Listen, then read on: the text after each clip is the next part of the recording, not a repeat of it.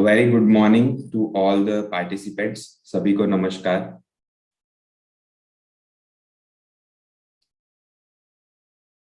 Today is the second day of a workshop on mental well-being, neuroscience, and meditation, and I welcome you all to this workshop. Yesterday's session was very interesting, and we are all waiting to just start away with today's session. And I once again welcome Dr. Pusha Vastare and Mr. Vasant Jaju. Good morning, ma'am.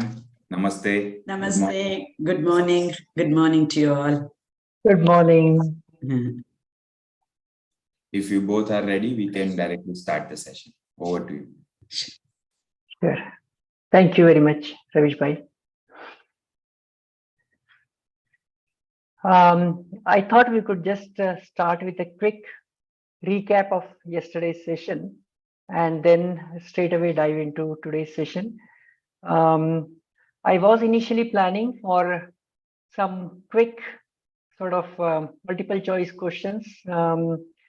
We had some technical glitches with the Mentimeter, so we will again skip that, and also in the interest of time, we are covering all of these aspects in just these 3 short sessions.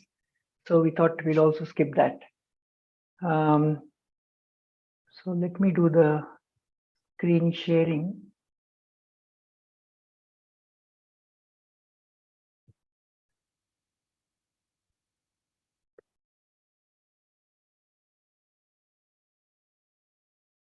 Yes, so yesterday we had started off on discussing on the topic of mental well-being, and we had briefly covered the definition of health and covered the definition of wellness in a lot more detail and tried to understand the difference between health and wellness, how wellness is much more important from a long-term point of view than just looking at physical health. And then we had also covered and related the various 4 aspects of wellness in the context of survive evolve concept, very crucial.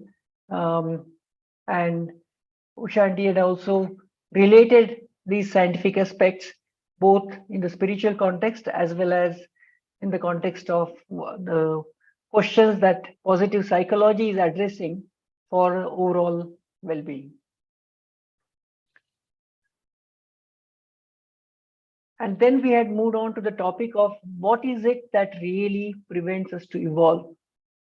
I'm sure each one of us just do not want to survive or exist in our lives, and definitely evolve and be on a path of continuously enhancing our wellness, enhancing our well-being, be able to live a life full of zest, full of meaning, full of purpose until our last breath, irrespective of the situation of our health.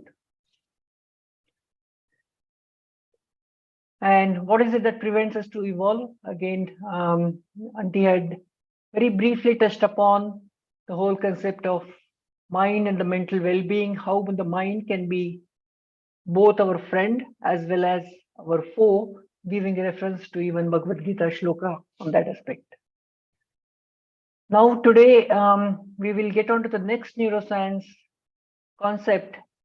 From a neuroscience point of view, what is it that prevents us to evolve, or what is it that prevents us to be on the path of wellness throughout our lives until our last breath? And this is where the neuroscience concept of negativity bias comes in extremely handy to all of us. What does this neuroscience concept say? Is that since it's a scientific concept, again, most important to understand is each of these concepts are applicable to each and every person on this planet. Whether the person is a prime minister or a pauper, a corporate executive or a homemaker, whosoever the person may be, since these are scientific concepts, they are applicable to one and all, and they have been proven and tested with the help of latest technology that is available and with the latest research in the field of neuroscience.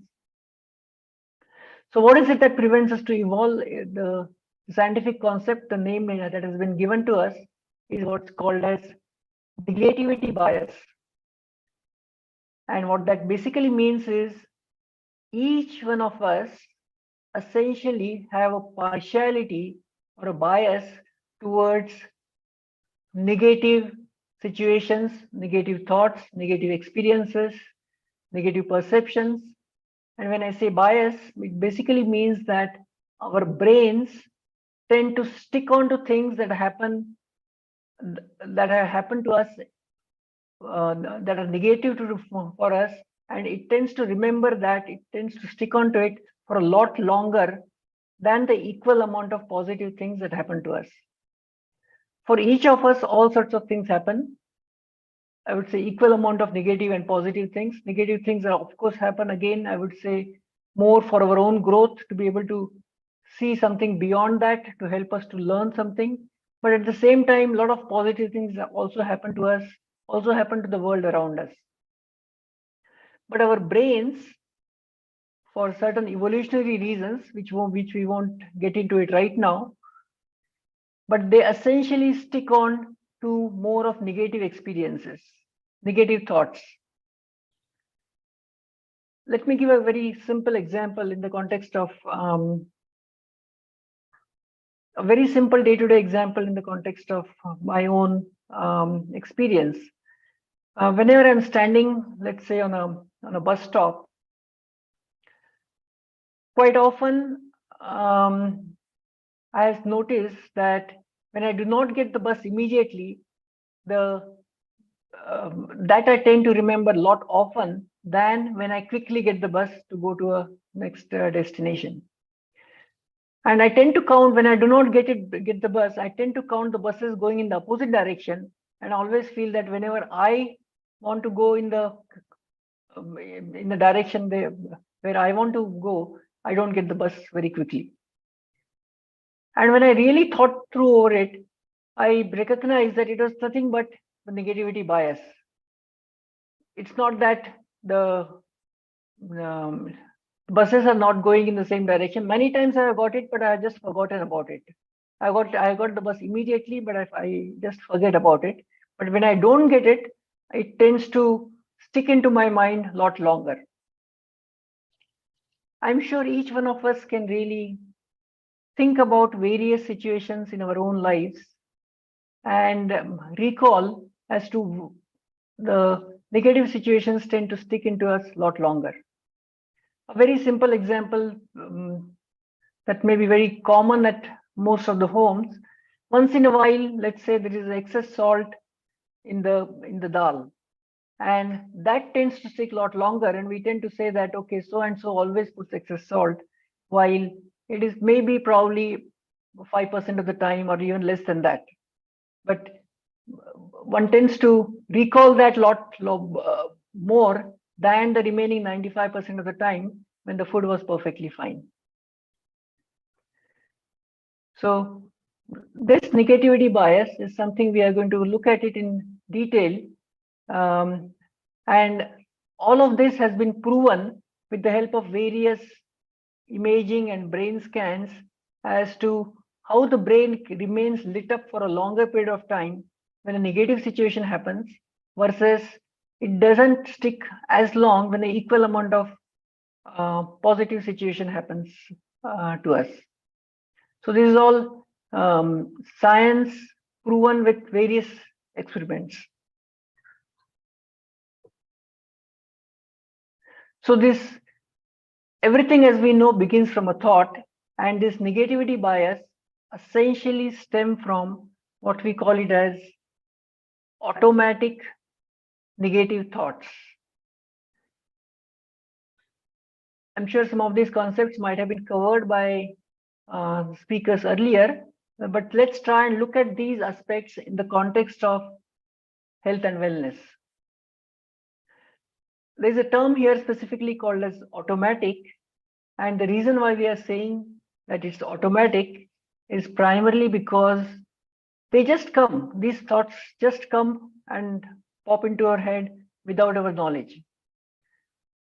For example, the thought about, oh, it always happens to me that I don't get the bus in time. This is just an automatic, again, thought, talking and forgetting about all the positive things that have happened.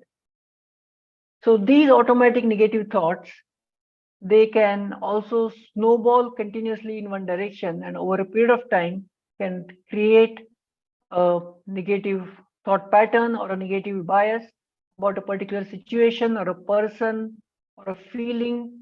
And over a period of time, it can even form a wrong belief system or a disempowering belief system for ourselves or even for the world around us.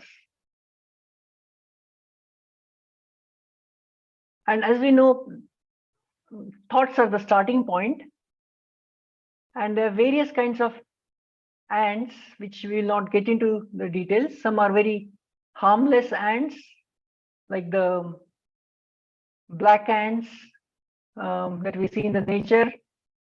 They typically go one after another, and we can recall once the ants start, and if we are not aware about it, typically one ant follows the other ant. The subsequent thoughts follow the same thoughts that it has actually spawned or it has started off with. Or else some of them can be harmful ants, like the bully ants or the termites. So there are various kinds of ants. And of course, blaming and defending ourselves are some of the worst ants amongst the various thought patterns that one could have.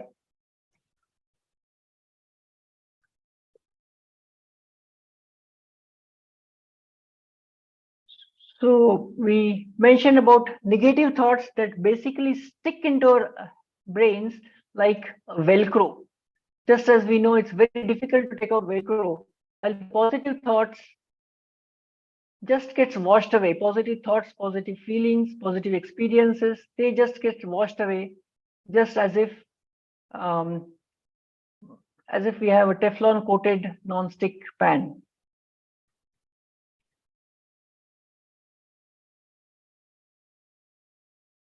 And as a result of this innate negativity bias, we get frustrated, and we do not know how to overcome this negativity either in ourselves or in others.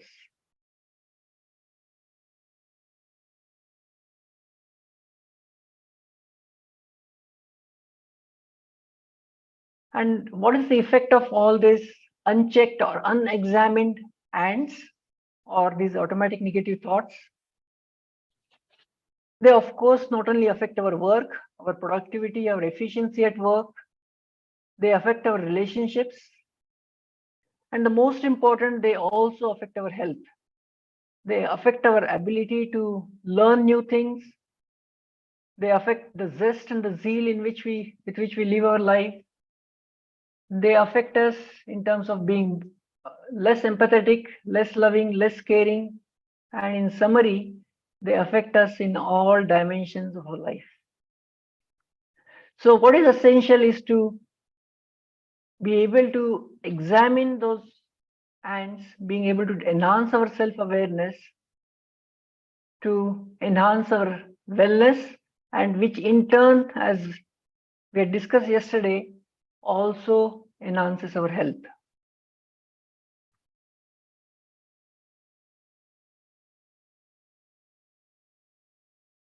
And this in turn is, in fact, the major cause with regards to imbalance in our chemicals, and which today we know that the medical science clearly says is that being the reason for imbalance in chemicals, and which over a period of time, which if not checked, can even result into clinical mental disorders. Depression and anxiety being the most common today, which is contributing to global burden for mental disorders. More about it will be covered when Ushanti covers the next neuroscience concept.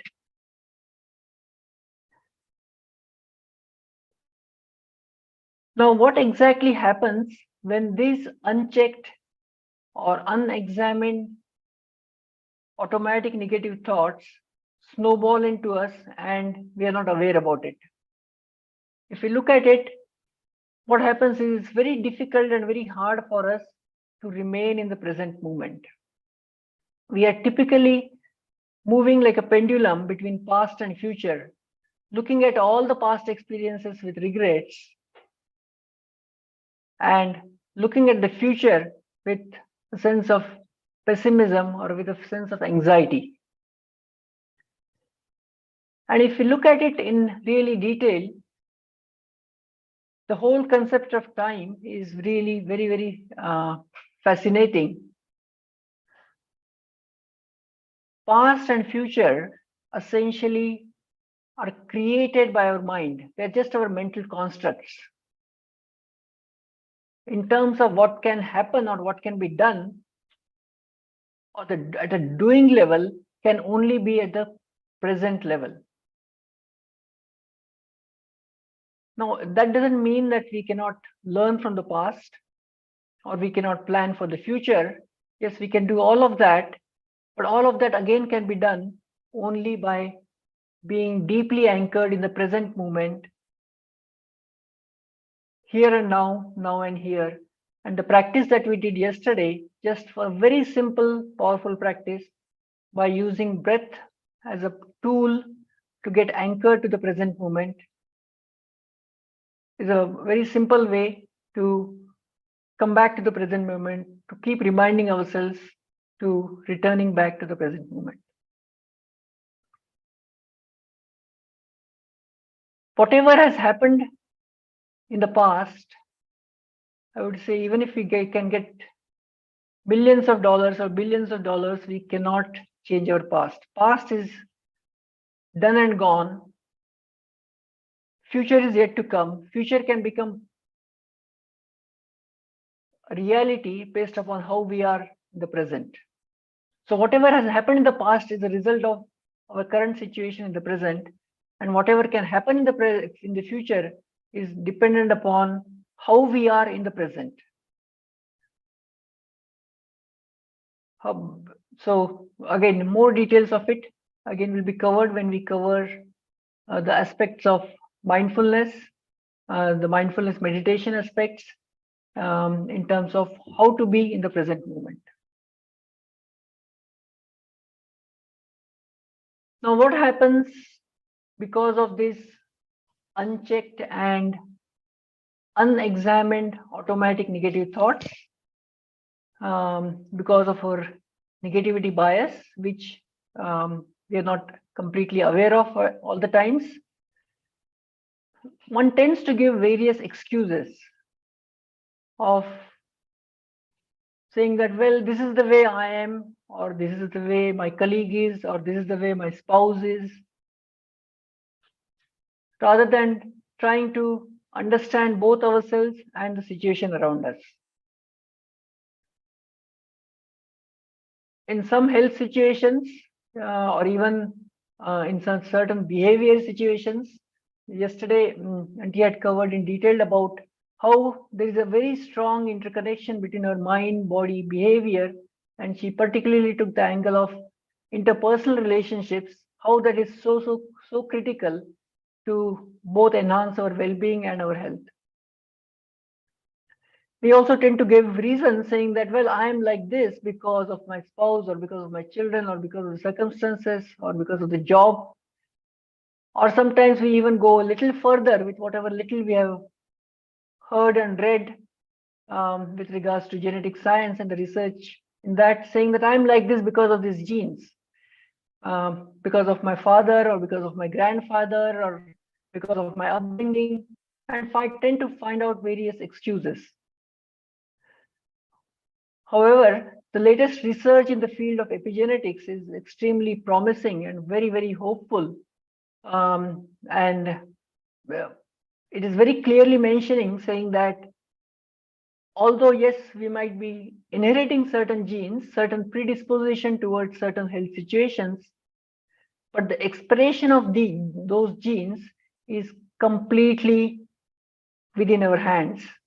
What that means is depending upon how we are going through our life situations, our life experiences, how we are processing our life's challenges, and that is essentially dependent upon both our internal environment and our external environment around us. So the expression of genes is what can determine whether those genes get expressed from a health point of view or not, and which is completely dependent upon our own inner well-being. The consequences again of unchecked ants is, we know that we would want to change. We know that we would like to take care of our health, of several things that we know in our hands. Get up in the morning, go for a walk, do our exercises, yoga, pranayama, or whatever.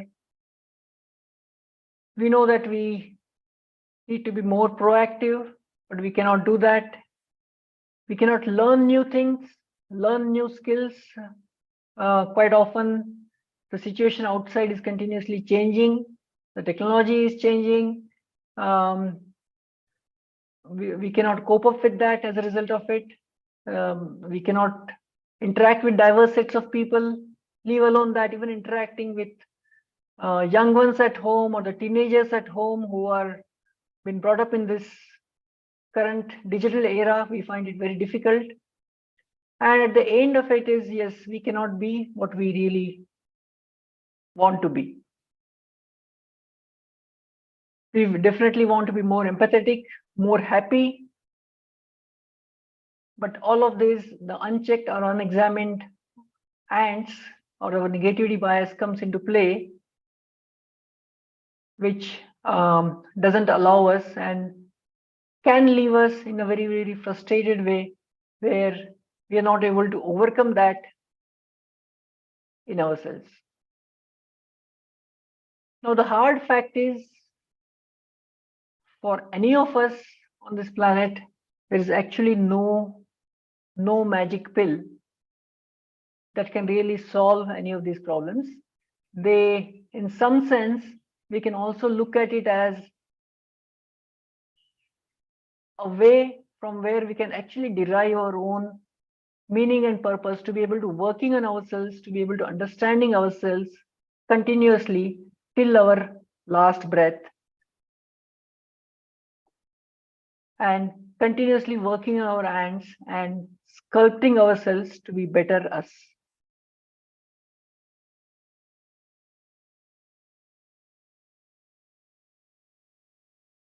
Okay, so that was a very brief on the concept of negativity bias. I'm sure earlier some of the speakers would have also covered that. Auntie, should we take any Q&A right now, or you would like to go on to the next concept? Let's see, what should we do? Just two questions very quickly so that we can move on. Otherwise, without getting all the aspects of this bias, negativity bias and ants, if we just discuss, it won't help also. But let us see if there are any questions. Just two quick questions and then we can move on, if there are any. Sure. Looks like there aren't any. No raised hands. Would anyone in the participants want to ask any questions related to the discussion we had on negativity bias and ants? Okay. We can proceed. Sure.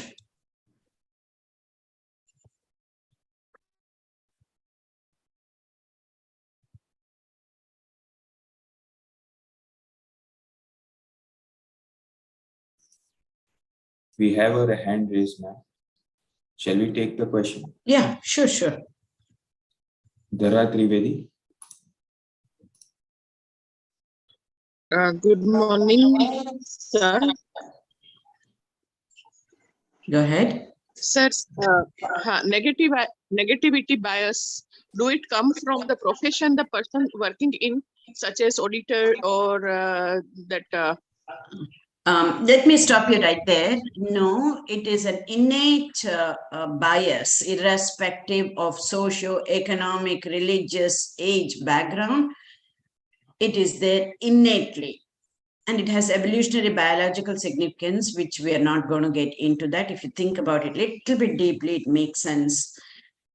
This is very much needed for our very survival. However, this bias is what prevents us to be evolving into better beings and to be better, both health-wise and to be well. So it is not just for any particular profession. Yes, certain personalities, we can say, will have a whole lot more than others, but much more than looking at us from personality, because of this bias, we get these automatic negative thoughts. If we can understand this, and there is no way we can get rid of this bias through any kind of external tools. So only through knowledge, which means we need to be aware of our own negativity. Even though we are aware of our own negativity, we say, oh, I was like this because of the circumstances, because of somebody else.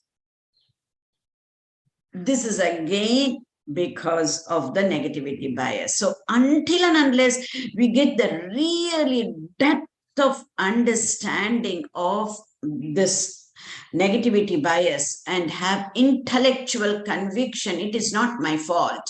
It is there in me, in everybody else. The thing is, we can see somebody else's negativity, but not our own. This is where our self-awareness has to be heightened. Self-awareness is the most important quality for a human being that really makes us human. Whereas other animals have very, very rudimentary self-awareness. That self-awareness, along with I want to be able to change, I want to transform, I want to evolve irrespective of the external circumstances, external people who are around me. That deep yearning has to come. Until then, we will be able to figure out the negativity in others, but we won't be able to accept our own. And trust me, everybody will have. We need to be aware and to be able to overcome. Good question. Especially, as you rightly said, with certain professions and for educators and for parents, because we need to look at our kids' faults and be able to help them change. So without our knowledge, we will only be focusing on fault finding. So at the concept level, there has to be deep intellectual conviction before we can actually practice this. Okay.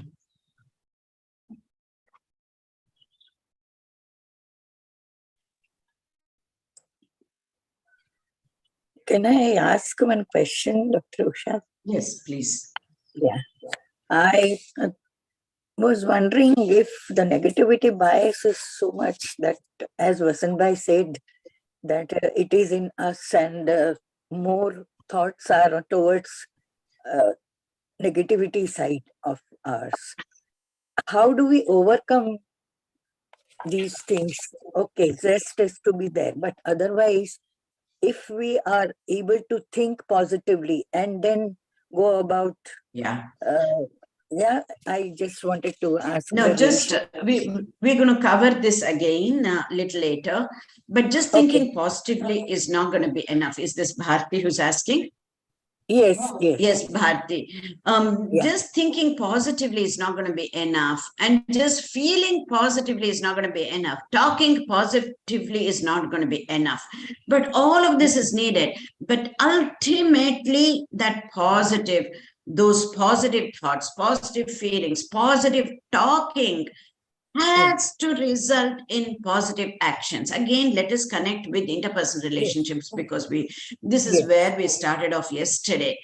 Our whole mental wellness and well-being, we need to look at from the perspective of interpersonal relationships. Just thinking positively or letting go of the negativity of others is not going to be enough. We need to interact with that person in our lives. Usually it is our own very close, near and dear ones. It could be one's in-laws or parents or spouse or the kids that we have raised. A stranger being negative, it won't affect us so much. So being having positive experiences, having positive interactions is the way to overcome negativity bias, which means until and unless that intellectual conviction is there, we won't be able to practice that change in the positive actions, positive habits, and positive experiences with that particular individual. We understand this intellectually. Understanding intellectually and repeating it intellectually is not it. It has to be intellectual conviction, which means beyond doubt, and just that is not going to be enough. And the strong yearning, I want to make this relationship much better. I want to evolve from this relationship. So much so, I say, if there is a difficult person in our lives, and all of us will have at some time or other, that relationship is going to be our teacher. That person has to be our teacher, so that we need to be grateful for that person. We need to thank within ourselves to that person. This is because of this person, I have an opportunity to evolve. Until and unless you take it to that ideal state, we will always be giving reasons, and reasons which are nothing but excuses. So which is where in this course, wherever possible, we try and bring in some spirituality. Until and unless we take that spiritual angle of I want to be free and free of this suffering, that deep yearning to be a better individual, to make a relationship better, and to truly believe that person or an individual is there in my life for me to evolve. We just have that paradigm shift has to happen. Otherwise, it is. That's why many times we need to hear this again and again and again and again until we can repeat it. But it's not repeating, it is about putting into practice. That is why these days we are truly focusing on, rather than at an individual level, to work this at the level of the family. I think one last question with Niharika, we will move on, because all of this will be answered as we go along. I think we are preempting this last question, Niharika, and then we will move on. This is not not my question, ma'am. Good morning, first of all.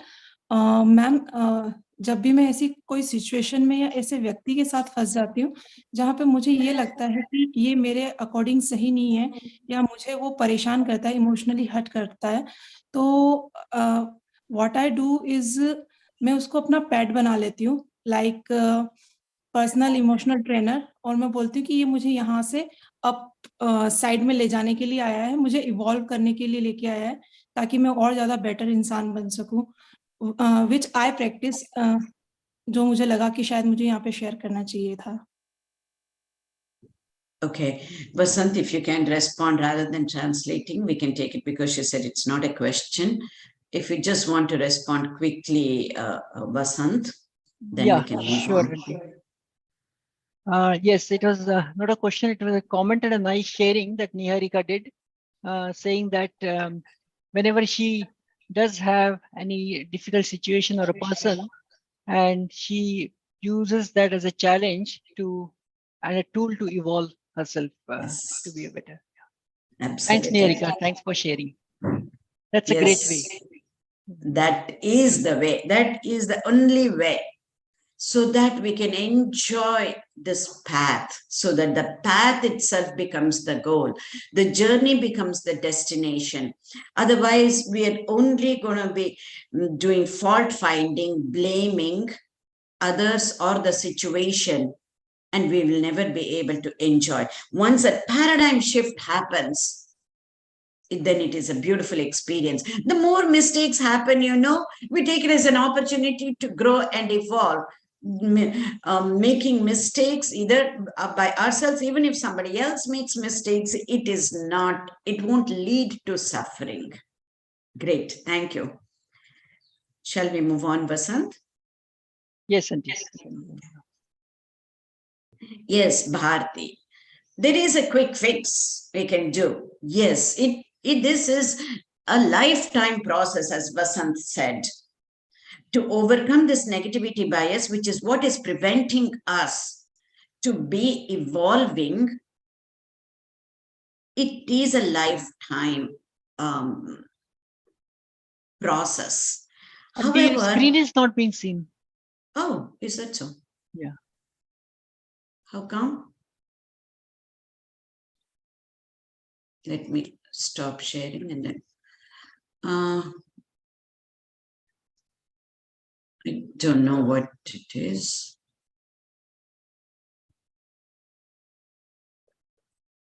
I can, Zoom meeting is not responding. Can you hear me? Yes, we are able to hear you.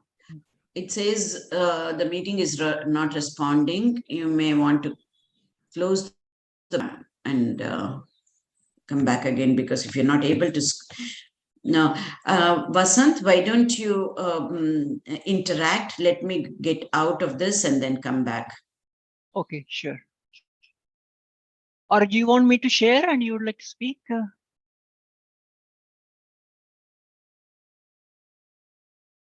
Yeah, I think she has logged out.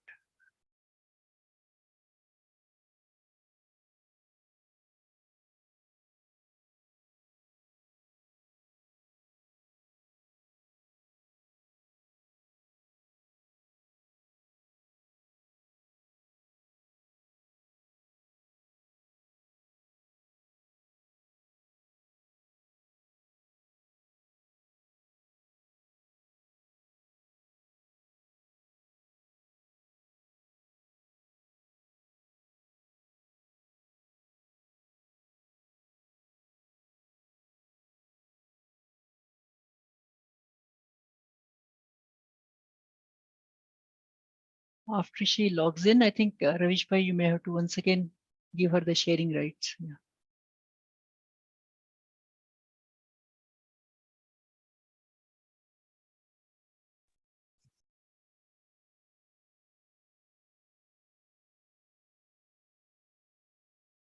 Okay. Are you able to see now? Yes. Okay. So this is a lifelong process for us to be able to keep changing or getting over this negativity bias. However, there are quick fixes that we can do right then and there, and then we will see what that is, which is, as we went, as just Vasanta said, our mind goes back and forth like a pendulum between past and future. We saw that yesterday also. When that happens, how do we look at the present moment? We say, oh, I shouldn't have done this. I should not have come to this profession. I should not have married that person. I should not have done this at all. Or I should have done something else. This is the way the mind works in the present moment.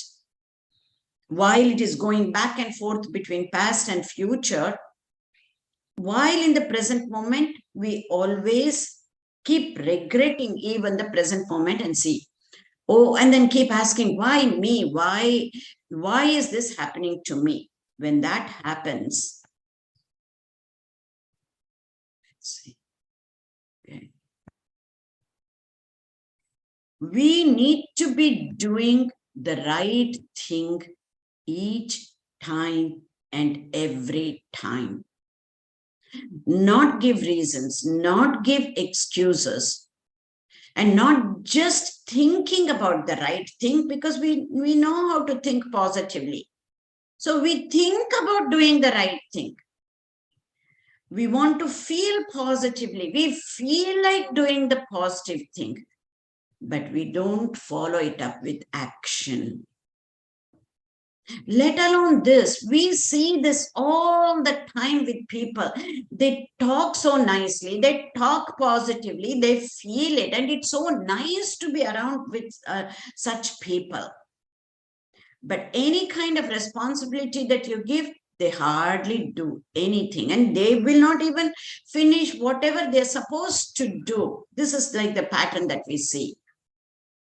And if it is in day-to-day things, if that happens, they're always looking for shortcuts.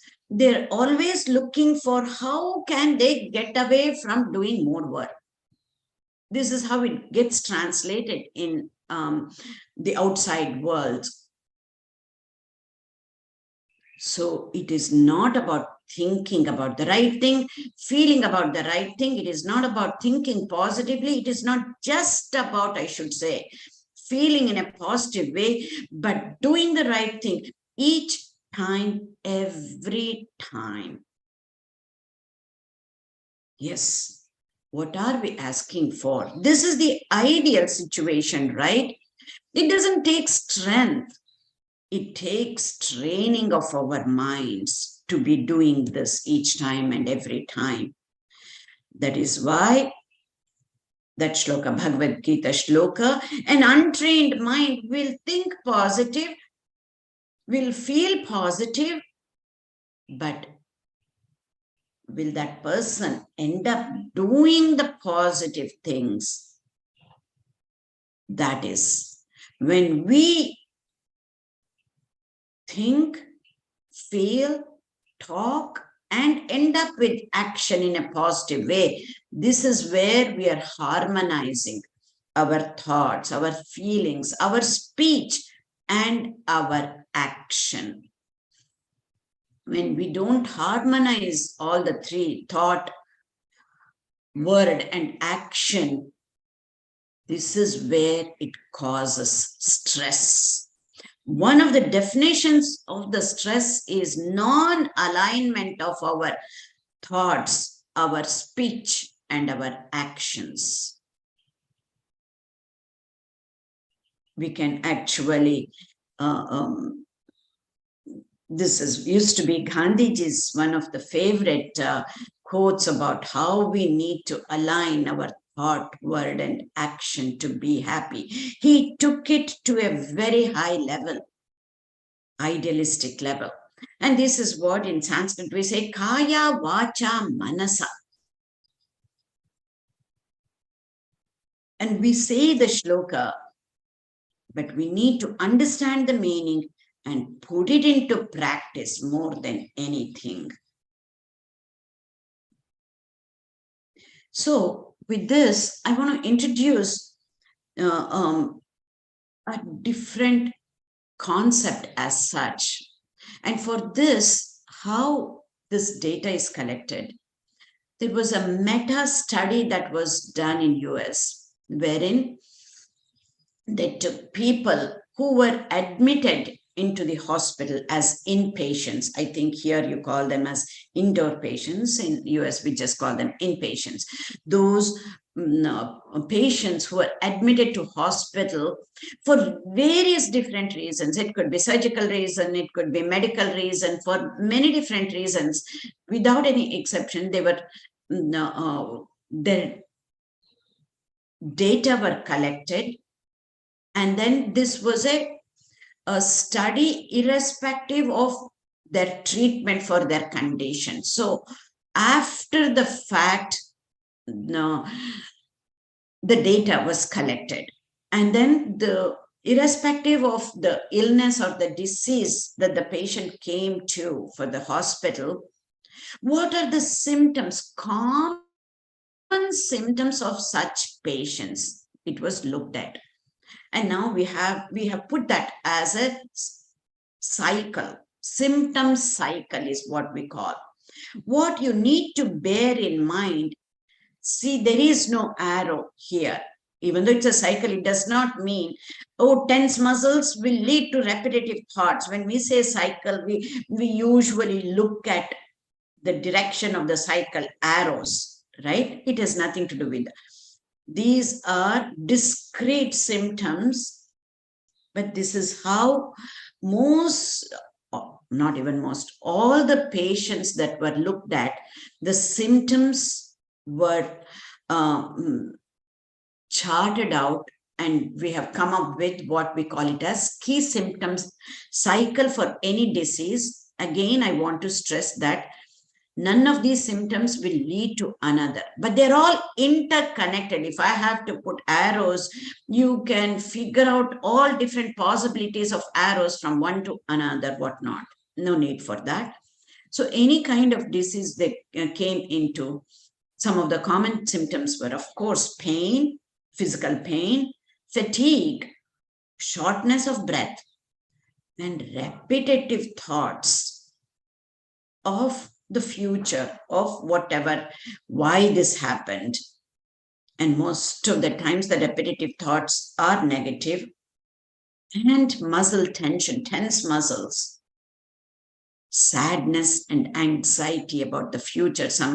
With some patients, sadness leading to depression. It could be very short-term depression while they are in the hospital. Still sadness leading to depression. And difficult emotions to deal with. These were the common symptoms, irrespective of why that patient was admitted to the hospital. Now, let us look at this same cycle. This happens to all of us every day. We don't need to be admitted to the hospital. A situation happens. Instead of the disease, a situation happens, which means an argument at home with our spouse, or with our teenage son, or with our brother, for either a silly issue or a deeper issue, it doesn't matter, or with our colleague or boss at work. Or sometimes while commuting, either because of road rage or somebody overtakes, that is enough for us to cause some difficult emotions and repetitive thoughts. How could he do this? For some people, just that is enough. Which means all of these symptoms and much more actually can trigger just because of the circumstances, external circumstances and situations that we go through every day. Out of that, let's see the pain. There might be some chronic pain that we are dealing with, but such days when we have an argument, a deep discussion, and misunderstanding between people, that chronic pain erupts. It shows up again. Or the repetitive thoughts, why is this happening to me? Why do my loved ones do not understand me? I am doing everything that I can, but they still can't understand me.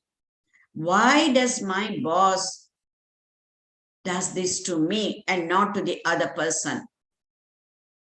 Such repetitive thoughts leading to either sadness, anxiety, even depression. And the pain, sometimes not at just the physical level, with such repetitive thoughts and with difficult emotions to deal with because of the situation, that pain becomes a suffering.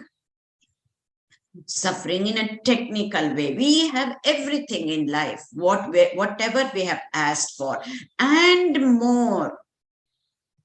But yet, something is missing. So that physical pain with the repetitive thoughts, why me? Why is this happening to me? It becomes mental suffering. Even though that physical pain cannot be avoided because of the chronic pain, because of such repetitive thoughts and on top of the difficult emotions to deal with, that suffering, it remains for much, much longer times. That's where our logo of Yogakshema, which is pain is inevitable. We cannot avoid pain. But the suffering, because of that physical pain or because of the mental pain, when it becomes repetitive, and many a times, if the self-awareness is not there, and if that deep yearning that I want to be better, I want our relationship to be better, if that deep yearning is not there, that suffering continues. And over a period of time, we can see it affects our health. Even when we are young, it affects our health. So many a times we cannot even blame others if we think a little bit deeply, especially when it comes to interpersonal relationships. It is somebody that we have liked that person and then married that person. And it is our kids. We are the ones who raised our kids. Who to blame? And blaming, even if we can blame, blaming does not help, we have seen. And that is the worst automatic negative thought, blaming and defending ourselves, because with blaming and defending, we can never, ever, ever learn anything from that. We can never, ever improve that relationship if we get into that blaming game or defending ourselves. So what do? We let go. Even let go is the initial step. If we stop at letting go, we will not be able to evolve. Until and unless we forgive that person, forgive that situation, forgive ourselves, it is impossible to evolve. We remain at that survival stage, could be thriving, highly successful, but yet not evolving. We have to ask ourselves, why is it? Am I not ready? Because we have all the information that is necessary, all the knowledge that is available, but somehow we are not ready to take that step to evolve into better human beings through that relationship. If you ask me, the best way to evolve is to have at least one or two difficult people in our lives.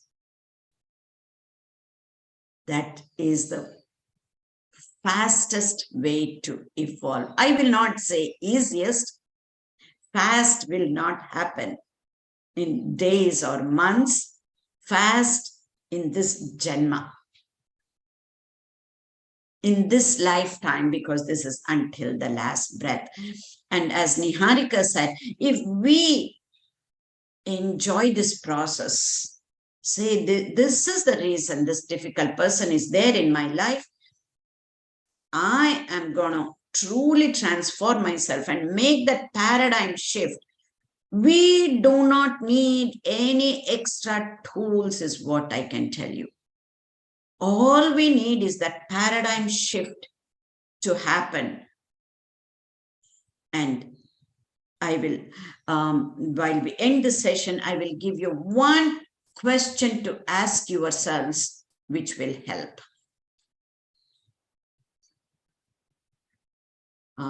I think with this, we're going to move on to the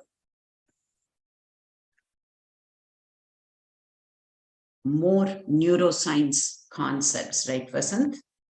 Yes. Yeah. You want me to continue? Yes.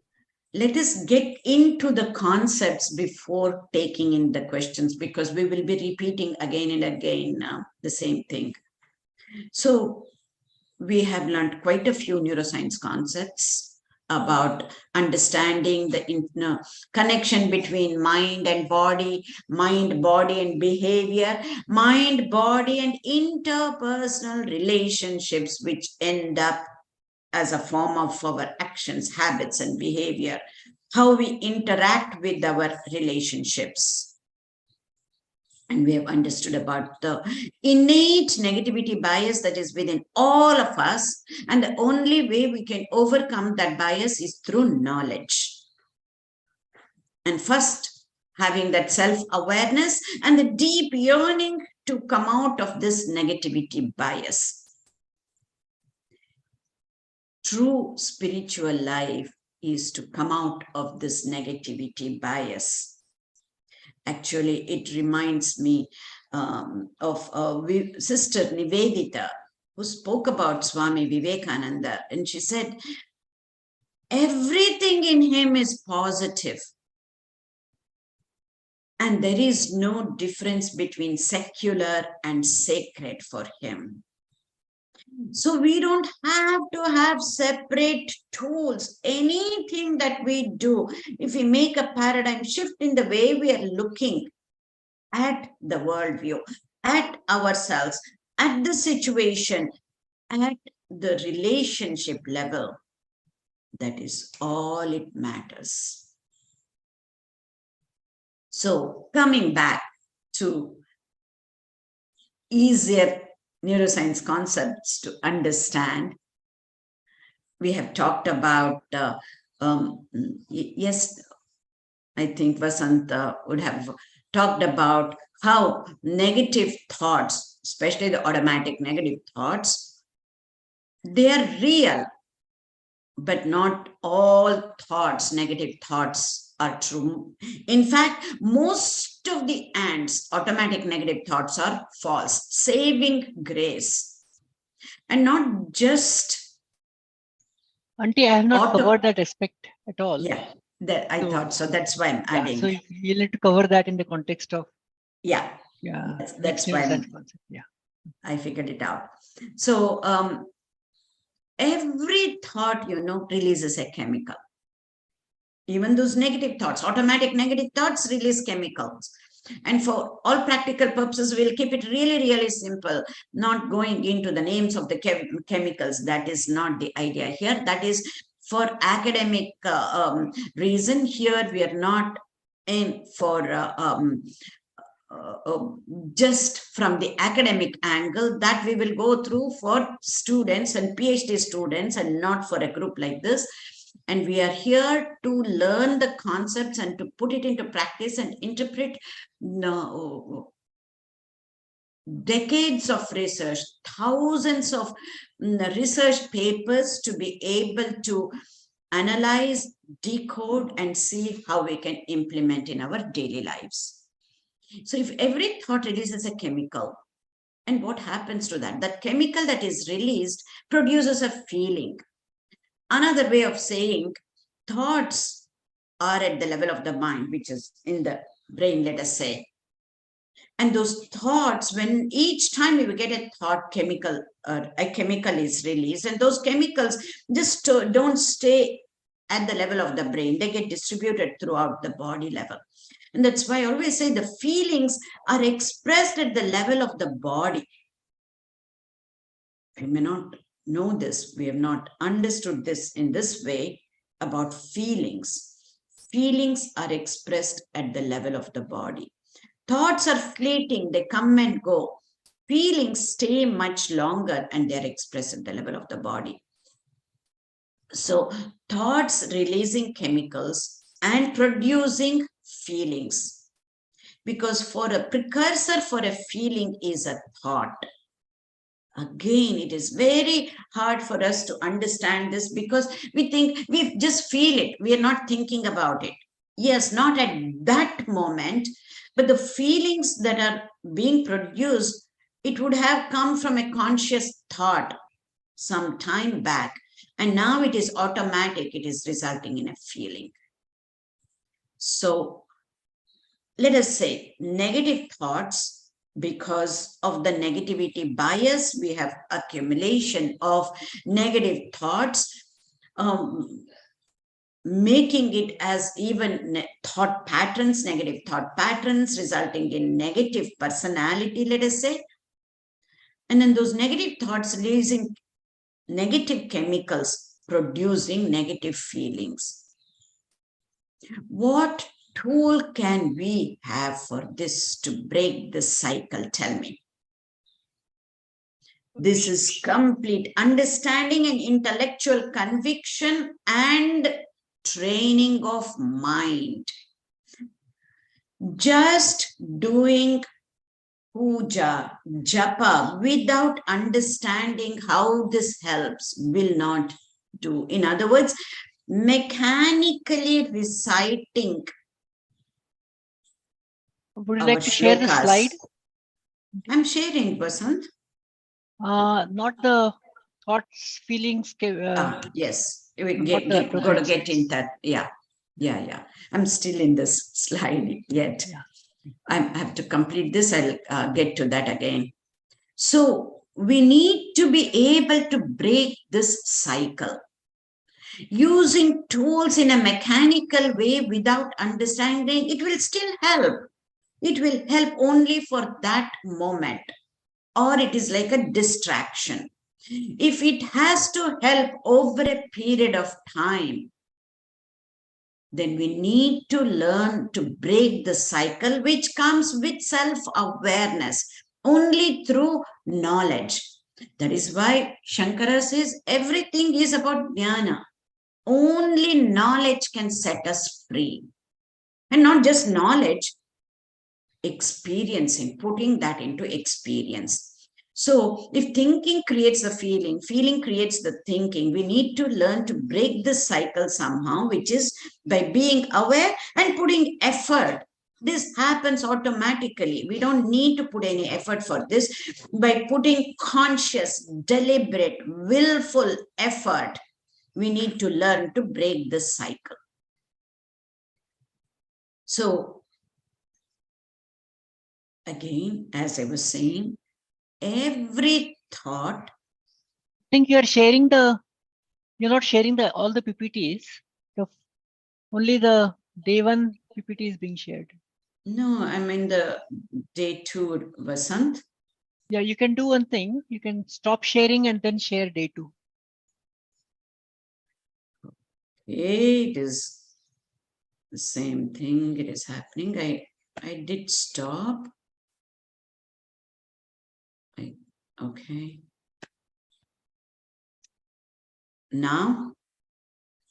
Yes, now it's fine. Yeah. This is what we saw. We probably didn't even see this. No, we didn't see the slide because it was only on your desk, right? Okay. All right. This is what I was talking about until now. Thought releasing chemical, producing feeling. It's a cycle.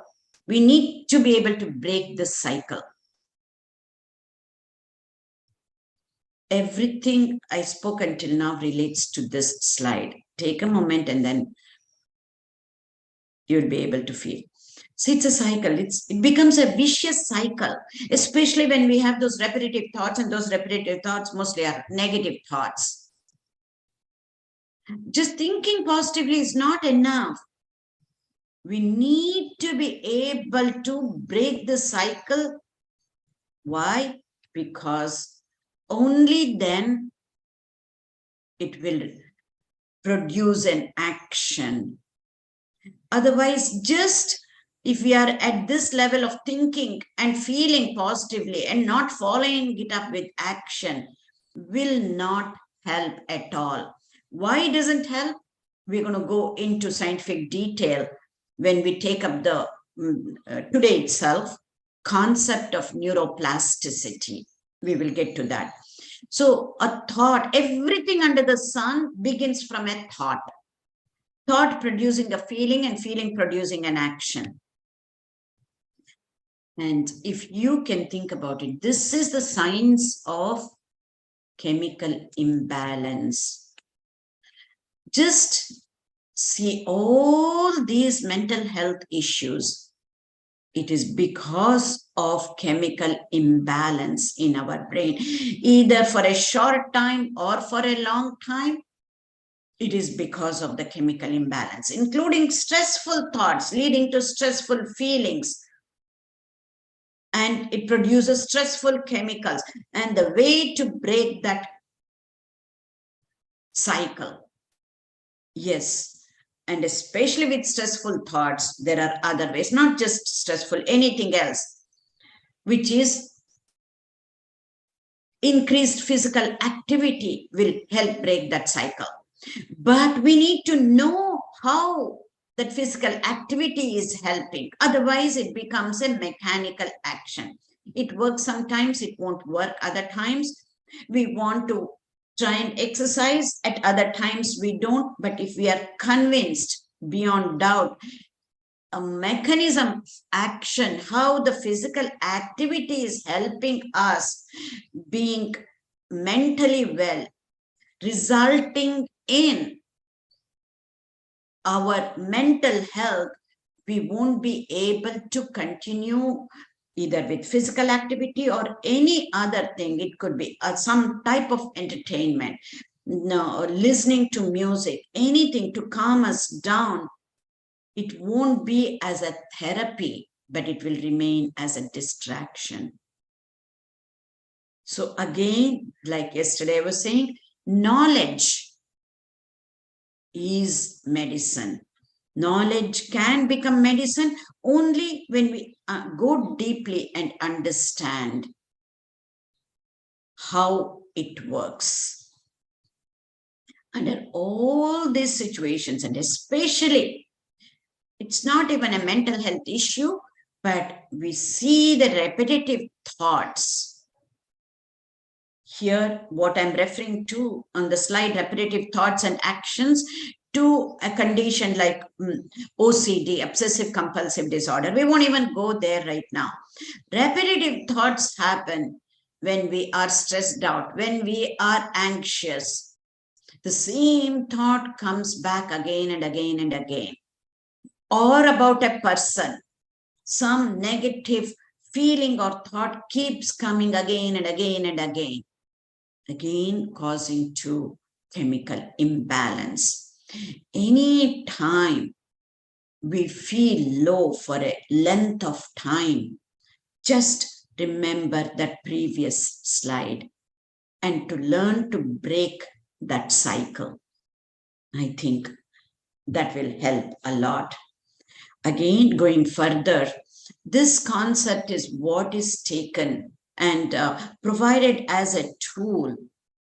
We call that as cognitive behavior therapy, or it could be cognitive behavior training to help us all to get into mind training, which is understanding the connection between body, mind, and behavior, or our thought, feeling, and our actions, or our behavior. Ultimately, it has to result in our actions, our behavior, our habits. How can I change my habits, even at the thought level, and then producing an action with this person to improve the relationship. This is the foundation for cognitive behavior training or cognitive behavior therapy. And when we change only at the thought level, at the feeling level, lot of times it is a quick response. It is happening in an automatic way without putting too much effort. That's why if we can understand the little bit of anatomy of brain and then how it relates to our mind, it will help us. Very simply, in about 20 seconds, I will teach you neuroanatomy, which will help in implementation purposes only, because neuroanatomy is taught for one whole semester for medical students in US, not in India, but in US. But that I will show you in less than a minute, so that all we need to do is to ask certain questions. Am I using my higher center of the brain, or am I using the lower center of the brain? Higher center of the brain is what makes us human, that distinguishes us from all the other animals. And that higher center of the brain, what we usually call that as cerebral cortex or cerebral hemispheres, it is the part of the brain that we see just beneath the skull. If you open up the skull, what we see is the cerebral hemispheres or the cortex. What I just want to simply call that as higher center of the brain. At a much deeper level is what we call as the lower center of the brain. The deepest level, this lower center of the brain works very similar to how it works in animals. Everything in the body goes on, like, I won't say everything, whatever, all the automatic functions of the body, like our breathing, our digestion, our heartbeat, we don't think, we don't train, and then it happens automatically, right? All of that is controlled from the lower center of the brain. In a similar manner, when it comes to the mind, let us say, now we have talked about the brain, higher center of the brain and lower center of the brain, only two parts of the brain. The ants, the stressful thoughts, the depressive thoughts come from the lower center of the brain, or we can call that as a habitual mind or the non-conscious mind, very simply manas. Whereas the mind that emanates from the higher center of the brain, the part that makes us humans, we can simply call that as buddhi, or conscious mind, rational mind, willful mind. That is the buddhi. There is always a tug of war between manas and buddhi in an untrained mind. The mind training is all about making the manas to follow the buddhi. Buddhi is the one that has our viveka, discerning power. And self-awareness I have been talking about comes from the buddhi. Power to choose, free will, comes from the buddhi. These are the qualities of our conscious mind. These are the qualities of our buddhi. Whereas the ants, automatic negative thoughts, the stressful thoughts, the depressive thoughts, they come from the manas. And many times we let the manas ride over us, whereas we need to have the buddhi controlling the manas. This is what mind training is all about. So, which wins, our manas or our buddhi? When we train our mind, our manas or the lower mind, if we may, has to listen to our higher mind. This is the essence of mind training. Then the buddhi will win over our manas, resulting in right action.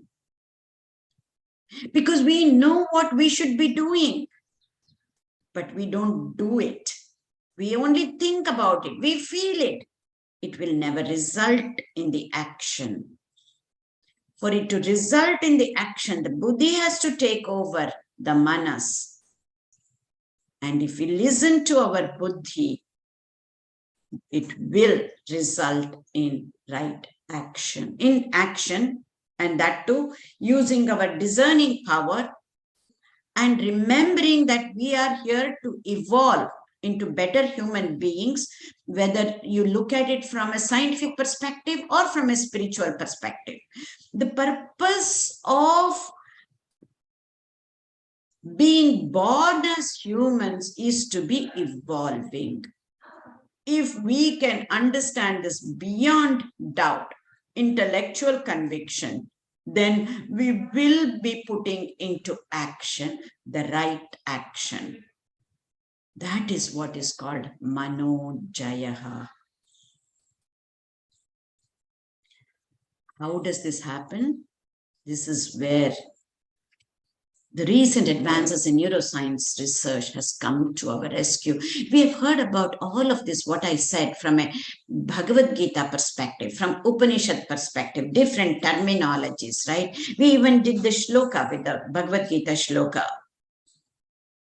Only some people at certain times will be able to understand whether we put it into practice or not and believe in that when it comes from the scriptural perspective. This is the power of science. Now science has come to the rescue to tell us, to show us why putting into action is important.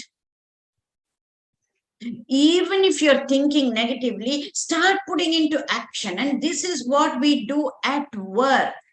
We complain, we moan, we bitch about too much work, about the deadline. But at the end of the day, we finish that work.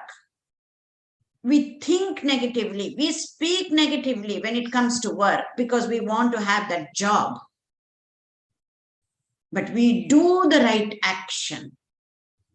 Here, it is much more than doing, not for the paycheck. As I said yesterday, we are human doings. We want to be human beings. If we have to be human beings, it has to be from the doing part. How? How from the doing part to the being part? How science has come to the rescue? Through understanding of neuroplasticity is what we're going to get into right now. Vasant, you want to take over?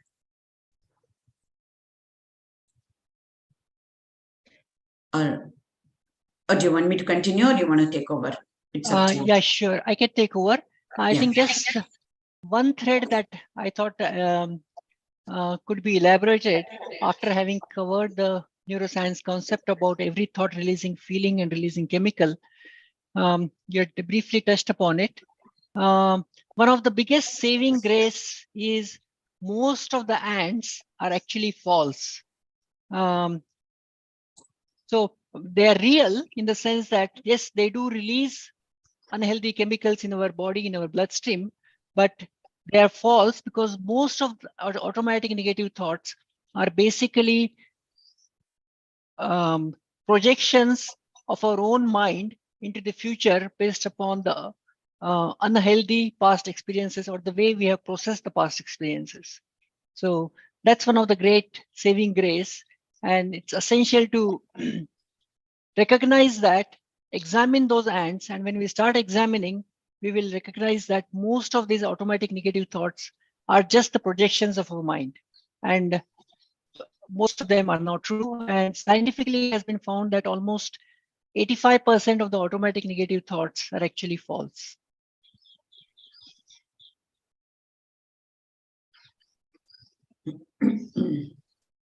I just wanted to add that before we go to the Yes. next one. Yeah. Which means, Vasant, that we need to be truthful to ourselves. We don't lie to others. We're at a stage, we never lie to others, but we are not truthful to ourselves. When we put those automatic negative thoughts into a true or false test, at best, we will come to say, I don't know whether it is true or not. But we believe that to be true and continue to have that negativity towards others. Go ahead. Yeah. So as Antti was mentioning about how the latest research in neuroscience has also proven not just the power of the mind, and how the fueling into neuroscience has helped us to understand the functioning of the brain and the functioning of the mind, and how both of them are interlinked. You would like to share, Auntie, or you would like me to share? No, you go ahead, Vasant, again. Okay. And this whole process is with regards to the term neuroplasticity, which all of you have heard. I'd just like to briefly cover about the history of neuroplasticity. You can go to the next slide. The history of neuroplasticity is really very fascinating and very interesting.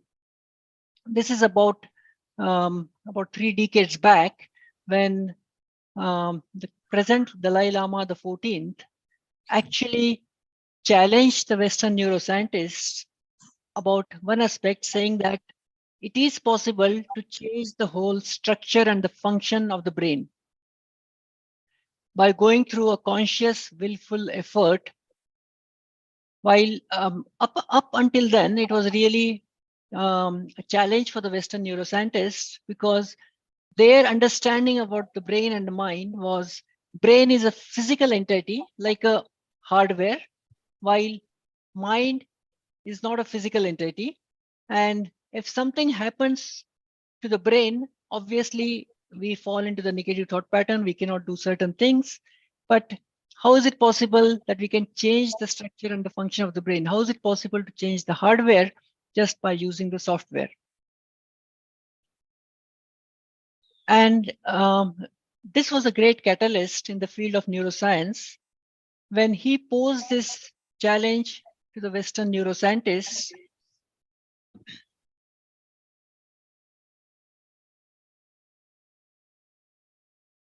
It is, besides posing this challenge, he also made a statement saying that if you can prove me wrong, I will go and change the Buddhist scriptures from his experience of long years of meditation that he was talking about and understanding of Buddhist scriptures.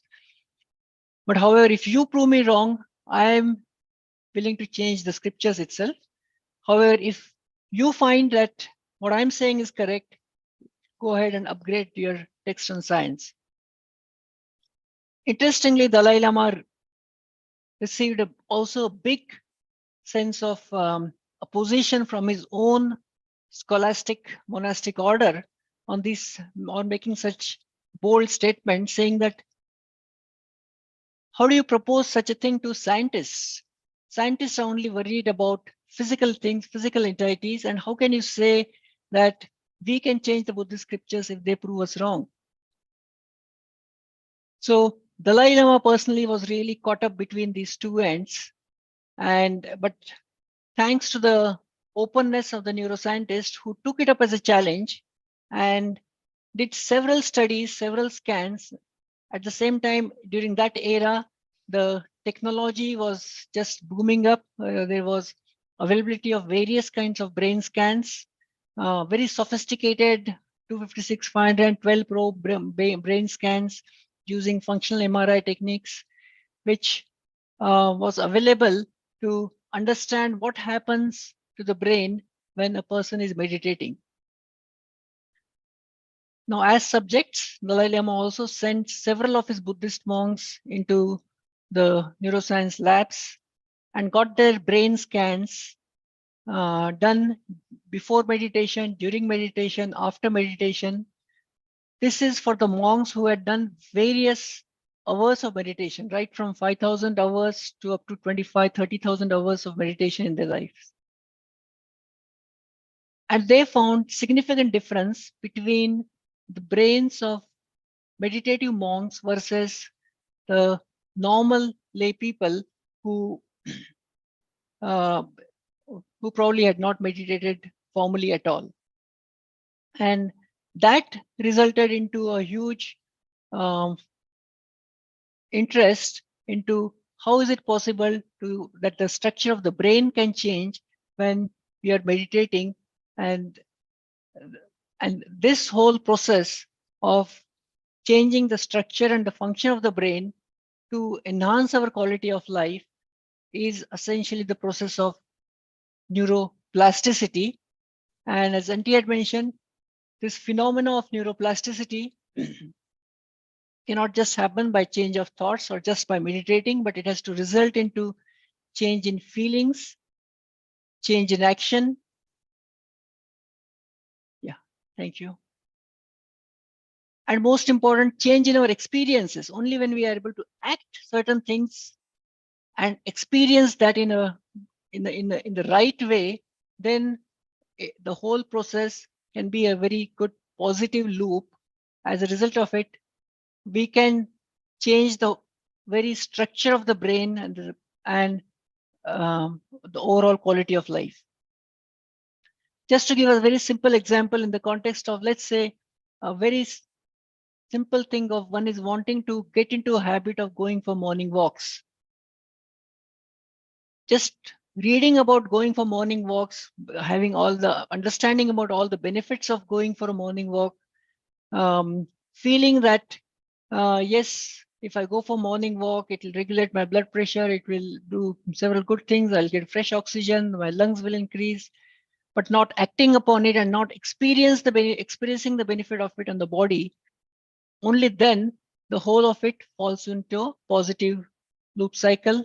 Of course, it has to be done again and again to be able to change our habits, not just habits for the sake of our physical health, but also the habits to enhance our overall belief system, our perception, and resulting into changing our personality, and finally changing the brain itself, where the field of neurogenesis has even proven, saying that even newer brain cells can get formed when we are able to exercise those particular regions.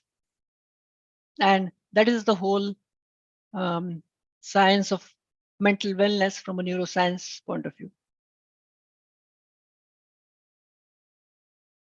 So, Antti, you can go ahead with this.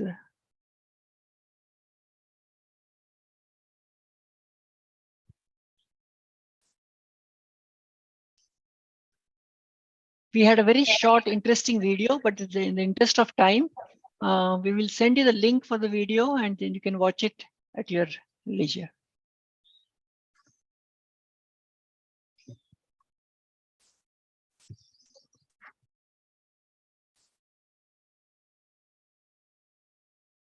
Okay. So coming back to our mental well-being, ultimately, this is the science behind it. As Bharti asked that question, just thinking about something good is not going to be enough. Thinking and feeling positively is not enough, but we need to put it into action to make long-lasting changes in the brain. Yes, when we think positively, when we feel positively, even there, the structure and function of the brain will definitely change. But it's only temporarily. For long-lasting changes to happen, they all have to follow by experience, by actions, by our behavior, by our experiences. So what we need to realize is the reason we cannot put it into action is again because of neuroplasticity. We are only used to thinking, feeling, and talking in a positive way, not putting into action. In other words, either that or any unwanted habits that we are trying to get rid of. That is also happened. Let us say a bad habit. That is also neuroplasticity in action. For example, somebody is trying to quit smoking or drinking alcohol. That has become a habit, or eating too much, or eating sweets that we are not supposed to be eating. All these habits are nothing but neuroplasticity in action. In other words, the neuroplasticity, it is the principle behind how the brain changes, and how, whether the brain changes for good or for worse, that we need to decide using our mind and putting into action. Why are we talking so much about changing the structure and function of the brain?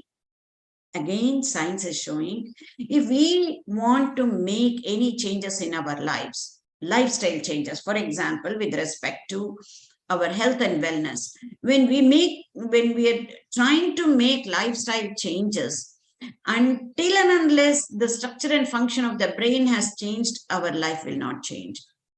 Because it's only at the level of mind saying that I want to lose 5 pounds. I want to start walking. It is only at the level of mind. It has to result in action. Only then only we'll be able to make long-lasting changes in the structure and function of the brain, which results in changes in our life itself.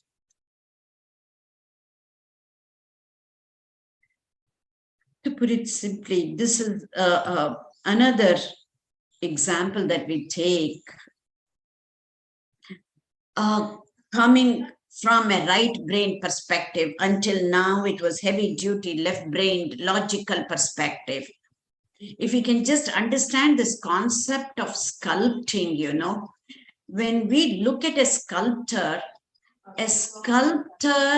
does not take anything from outside and make the sculpture. Unlike the artist, he looks at the things and then he uses either the paint or whatever to create a picture. What does a sculptor do? He removes all the stones that are not what he wants to sculpt out. If we are trying to, let us say, sculpt out, this is Vinoba Ashram, where this HHL course is happening, where Nisargopachara Kendra is built on the foundation of Vinoba Ashram. So let us take the example of Vinoba Bhave. A sculptor is trying to make Vinoba Bhave's sculpture. He takes a huge boulder and he removes all the stone that is not Vinoba Bhave, because the sculptor sees Vinoba's picture in his mind inside that stone. Whatever is not Vinobaji, he removes the stone. In a similar manner, it's a beautiful example. Whatever that is preventing us to evolve, can we chip away? Can we remove? This is the concept of sculpting out. What we call this, we need to become neurosculptors of our own lives. Chip away all the unwanted things to be able to produce a beautiful sculpture that is us. For that, we need to let the mammal in us die so that the man in us may live. This is a quote from Swami Ranganathanandaji, 13th president of the Ramakrishna order. Because as I related to the lower center of the brain and higher center of the brain, the mammalian nature is in the lower center of the brain. whereas the human nature comes mainly from the higher center of the brain. And we need to be able to use the higher center of the brain or the buddhi that is emanated from that to be able to train the lower center of the brain or the habitual mind. Just a little bit of a right brain approach. So let us all be neurosculptors to have better mental health. So coming to, again, switching gears, next, with this and a few more slides, we will conclude and then we will take up the questions later. So ultimately, it's all about self-management, about our emotional health, about our physical health, because we are what we think. We are also what we eat, nutritional health. I know it is covered under separate issue and heading. The sleep hygiene, extremely important. Without proper nutrition and sleep, it is really hard to be healthy and well. Sleep hygiene, very simply put, irrespective of what time you go to bed, make it a point to wake up at the same time. And our sleep pattern will be regulated over a period of days. This is the easiest sleep hygiene that you can practice. Easiest way to get up at this, whatever time you want to get up. Maintain this, and then that's it. Spiritual health and interpersonal relationships, I feel they're one and the same. They're interconnected. Interpersonal relationships are the door to spiritual health itself. So, very briefly, all we need to do is to convert our afflictive thoughts and emotions to healing thoughts and emotions for us to be well. So, we're here to evolve. We have established this. 2 ways to be evolving. We need to be able to realize the innate potential, unlimited potential that we have to the fullest extent. That is one way to evolve. Another way to evolve is to have meaningful and purposeful relationships. We see this as separate in many people. Highly successful people, no. We see them realizing their innate potential, what they have to the fullest extent. And we also see many people having meaningful relationships, but not be able to realize their potential to the fullest extent possible. So marrying the two, wedding the two, combining the two, realizing the potential to the fullest extent possible, and having meaningful and purposeful relationships, or using the potential to have meaningful and purposeful relationships, is the ultimate way to evolve. So for that, if you can just say, be good, do good, see good. This is what Swami Vivekananda says, very simply put. Now, as you can see, I'm combining spiritual health with interpersonal relationships.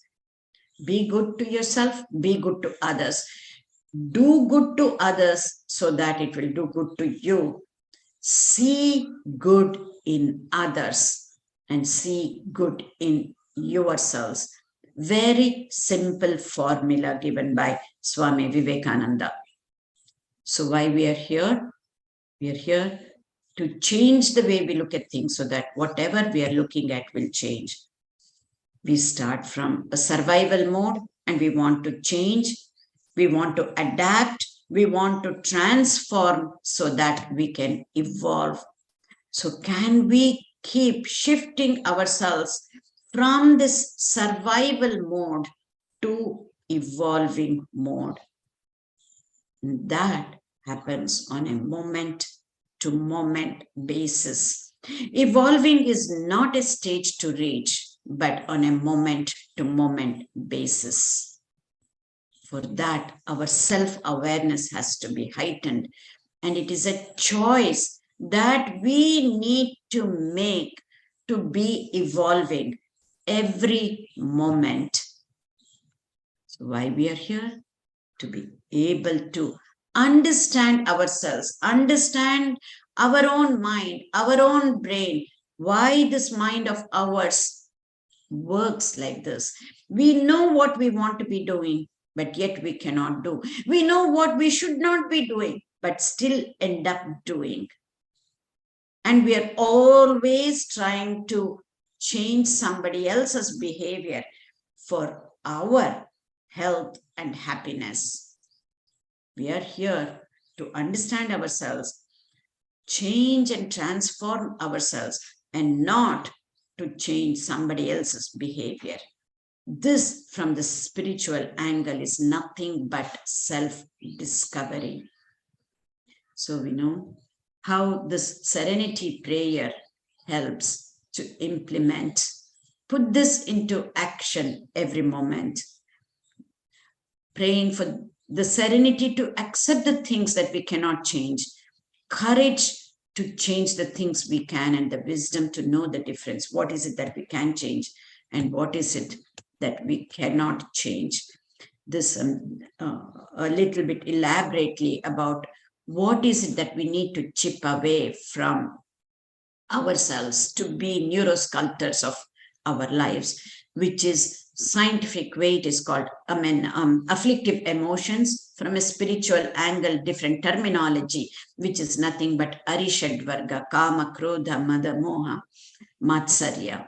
So either way you look at it, this is what we need to chip away, drop away to become better neurosculptors.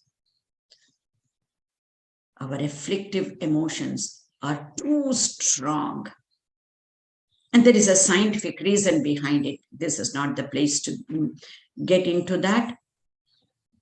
And they last too long. Why and how? Neurologically, we can explain this. But, and many a times, they're also out of place.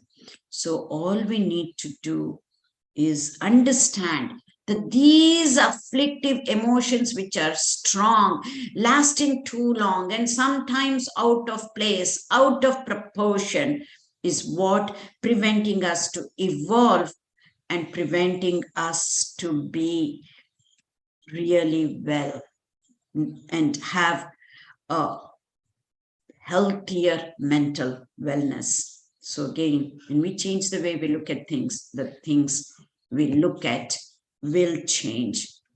So what is it that we see? If we see it in one way, we see a stranger's face wearing glasses. If you see it another way, you can see the word liar written sideways.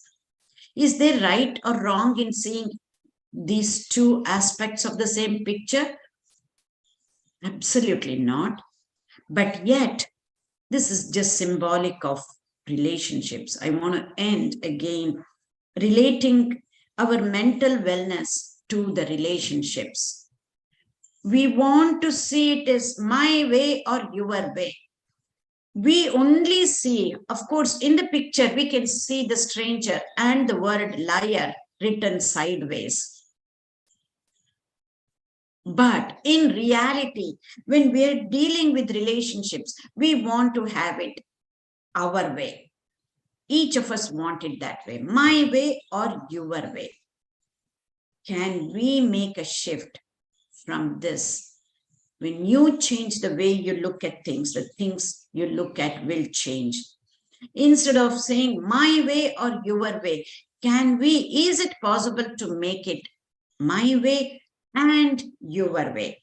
And not only that, my way and your way, let us make it our way, which is even more beautiful. Many times it may not happen our way, but at least my way and your way. If we start off with this, then we will be able to see not just my way, not just your way, not just our way, even somebody else's way.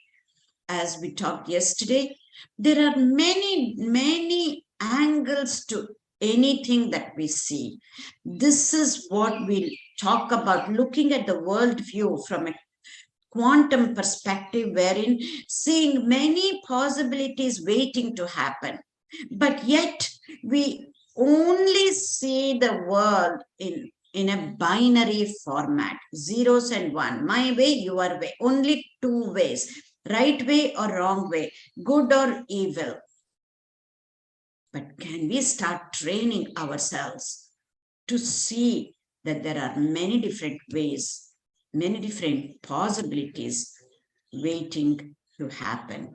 And that can be depicted in this picture. There are many different things happening in this picture, not just two things like the previous picture.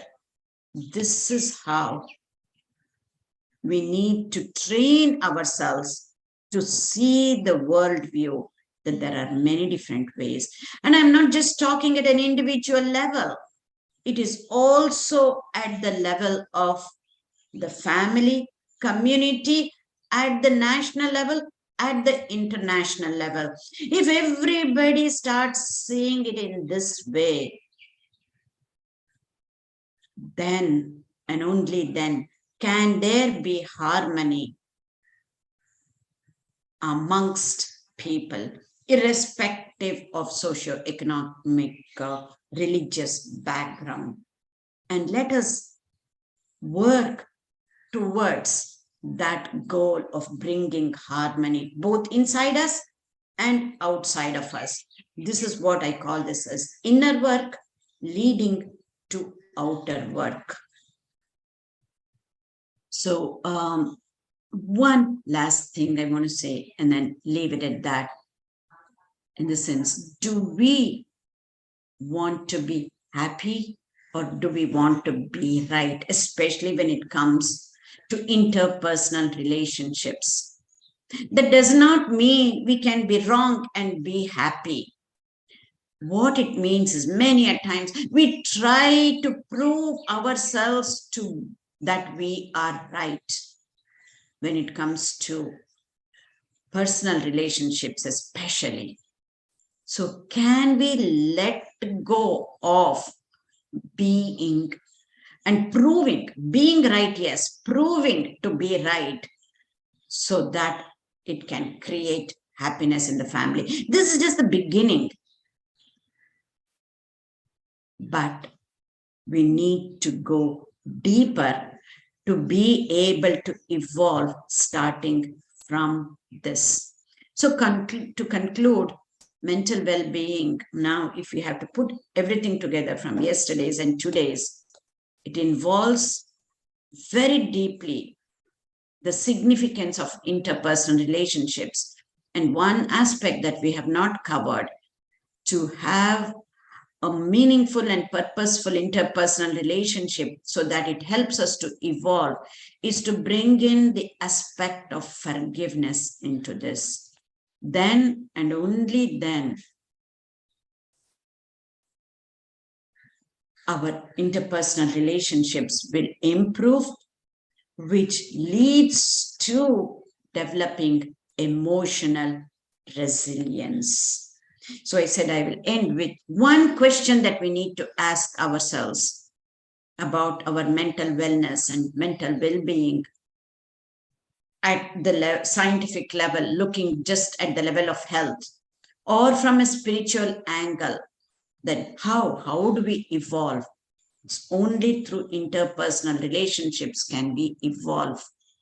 That is the significance of relationship. Or we need to ask a question, single question: do I want to just survive through this relationship, or do I take this opportunity to evolve through this relationship?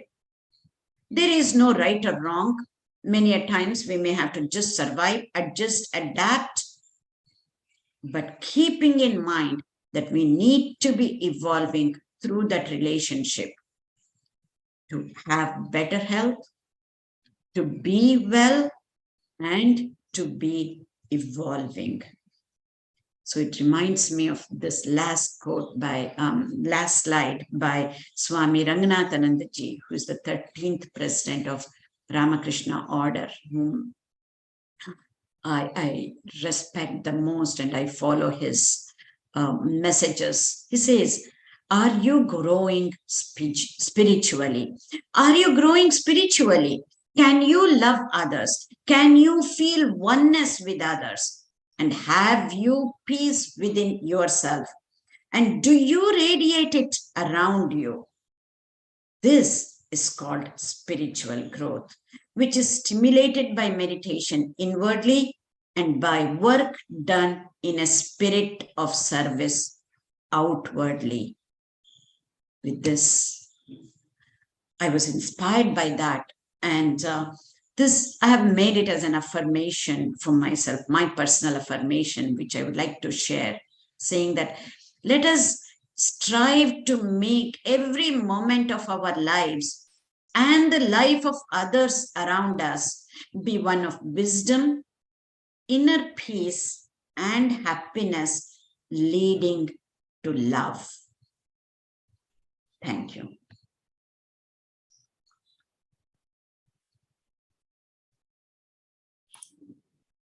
Over to you, Vasant or Ravish. Thank you very much, Shanti. It was a very beautiful session. I think we have 5 to 10 minutes. We can take a few questions from our participants. I can see a hand raise of a person with the screen name as iPhone. You can unmute yourself and ask away the questions. Ask away your question. The first hand raise with the screen name iPhone. I cannot figure out the Hello, name. sir. Yeah, this is Rekha. Hi, sir. Rekha ji, please put your question. Thank you, madam. Thank you so much for wonderful lecture. It's really an eye-opening. Ma'am, my question, I missed something you have said that the successful people, like they are for evolving. They take the interpersonal relationships in a different way. I missed that. The something you Okay, said. okay. No. I didn't mean it that way. All I meant was one can be highly successful, but without meaningful and purposeful relationships, they will not be evolving, is what I meant. Okay. In other words, just the normal outward standard of being successful. Yes, I get it. I get it. Owning property and all of that is not the. We cannot just look at that outward things and say they're evolving, and we each one has to figure out, am I evolving by having better interpersonal relationships? Okay. And there are many ways of evolving. We're focusing on health and wellness here, so I'm just focusing on those two aspects. Yes, madam. Yes. Okay, madam. Madhu Saran.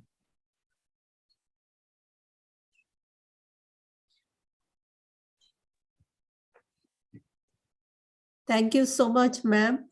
बहुत ही thought provoking session था. बहुत it's giving us lot of hope that how we can change the way we are and the way we live.